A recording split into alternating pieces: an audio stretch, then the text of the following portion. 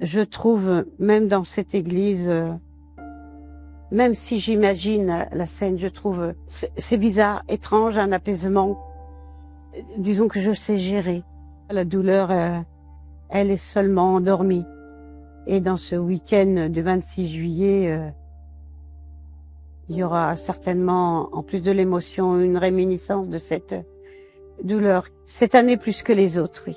Oui, cette année plus que les autres. Il y a 10 ans, votre frère, le père Hamel, a été assassiné durant son office par 2 terroristes islamistes en l'église de Saint-Étienne-du-Rouvray. Racontez-nous cette journée du 26 juillet 2016. Cette maison dans laquelle on est arrivé la veille, pour au bout d'une semaine partir ensemble en vacances. C'est le presbytère, c'est la maison de vie de mon frère depuis 14 années. Le téléphone sonne, donc je vais au téléphone et mon interlocuteur me dit « Pouvez-vous me confirmer la rumeur qui court qu'il y a une prise d'otage à l'église de Saint-Étienne-de-Rouvray ?» J'ai dit « Monsieur, qui vous soyez, si c'est un canular, je vous félicite pas. » Néanmoins, dans une demi-heure, mon frère sera rentré. Rappelez dans une demi-heure. Et il me dit, c'est pas la peine, vous m'avez déjà donné la réponse. Pendant des mois, je me suis demandé quelle réponse je avais bien pu lui donner. Je retourne dans la cuisine, je dis à mes enfants, continuez de déjeuner, je vais à l'église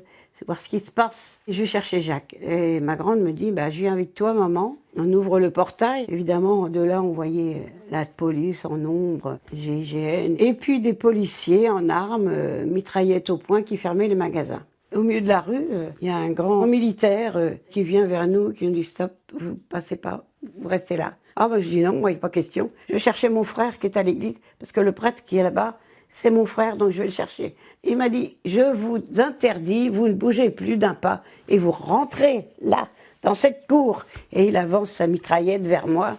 Pendant 2 heures, j'étais patiente, j'étais confiante.